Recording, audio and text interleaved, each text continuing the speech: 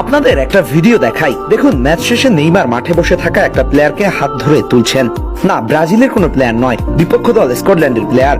একজন গ্রেটেস্ট এতদিন পর মাঠে ফিরে হেরে যাওয়া দলের একটা প্লেয়ারকে কতটা সম্মান জানাচ্ছেন দেখুন।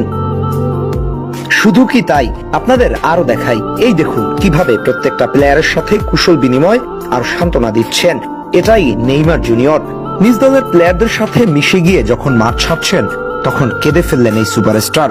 একটা মানুষ ফুটবলকে কতটা ভালোবাসলে এভাবে জীবনটাই বিসর্জন দিয়ে খেলতে পারে। আর এই নেইমারের প্রতি তার সতীর্থদের ভরসা, ভালোবাসা আর শ্রদ্ধাটাই দেখুন। ছন্ন ছাড়া একটা দল কিভাবে একতাবদ্ধ হয়ে গিয়েছে, কি দারুণ কম্বিনেশন। বন্ডিং, ভালোবাসা আর কম্বিনেশনের কথা যখন বলছি তখন আসুন আরেকটা ভিডিও দেখাই। ম্যাচের তৃতীয় গোলটা করার পর ম্যাথুয়াস কুনিয়ার নেইমারের কাছে করা সেলিব্রেশনটা দেখুন। কি নেইমার আর কুনিয়ার উদযাপন দেখতে পাচ্ছেন, এটাকে বলে বন্ডিং। এটাকেই বলে শ্রদ্ধা, ভালোবাসা কিংবা একজনের জন্য উজাড় করে দেয়া। ঠিক এই কারণেই নেইমার জুনিয়রকে এই ব্রাজিল দলে দরকার। ওই যে অনেকেই বলে না, প্রশ্ন হলো মাঠে 15-20 মিনিট খেলা নেইমার কেন ব্রাজিলের জন্য এখনো এত বেশি অপরিহার্য? কেন তাকে এখনো এই দলের অপরিহার্য বড় চালিকা শক্তি বলা হয়? এর উত্তর কেবল স্কিল বা ড্রিবলিং এ নয়, লুকিয়ে আছে তার লিডারশিপ আর দলের ভেতরের অদৃশ্য বন্ধনে।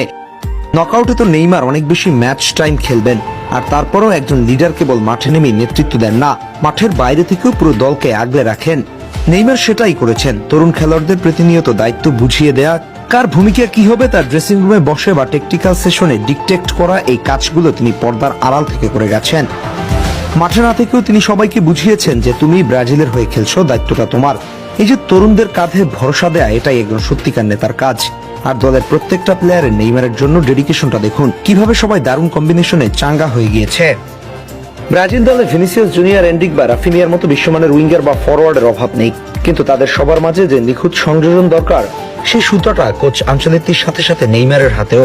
মাঝমাঠ থেকে আক্রমণ ভাগে লিঙ্ক আপ প্লে কিংবা প্রতিপক্ষের ডিফেন্স ছিঁড়ে থ্রু পাস দেওয়ার যে দূরদর্শিতা, নেইমার মাঠে থাকা মানেই প্রতিপক্ষের ডিফেন্ডারদের মনে বাড়তি একটা আতঙ্ক তৈরি হয়ে যাওয়া, যা ভিনি বা কুনিয়ার মতো বাকি ফরওয়ার্ডদের জন্য মাঠে স্পেস তৈরি করে দেয়, সেই সাথে দায়িত্ব নেওয়ার সাহসটাও বাড়িয়ে দেয়।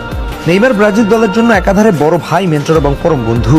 মেসির জন্য যেভাবে পুরো আর্জেন্টিনা দল খেলতে এসেছিল, ট্রফিটা উঁচিয়ে ধরেছিল, এবার নেইমারের জন্য ঠিক সেটাই করতে এসেছেন ভিনি, গাব্রিয়েল, কুনিয়েরা। ব্রুনো, ক্যাসিমিরো, পাকিয়েতারা তো আগেই বলে দিয়েছেন, টানা চতুর্থ বিশ্বকাপে খেলার কৃতি কিংবা ব্রাজিলের ইতিহাসের সর্বোচ্চ গোলদাতার মুকুট রেকর্ড বইয়ে নেইমারের নাম তো স্বর্ণাক্ষরে লেখাই থাকবে। তবে এই চোট কাটিয়ে ফিরে আসা এবং তরুণ এক ঝাঁক তারকাকে লিড করার যে ক্ষুধা তিনি দেখিয়েছেন, সেটাই প্রমাণ করে ব্রাজিল ফুটবলকে পুনরুজ্জীবিত করতে এবং বিশ্বমঞ্চে ষষ্ঠ নক্ষত্রটি পাওয়ার মিশনে নেইমার কেন এখনো এই সিলেসাউদের হৃৎপিণ্ড।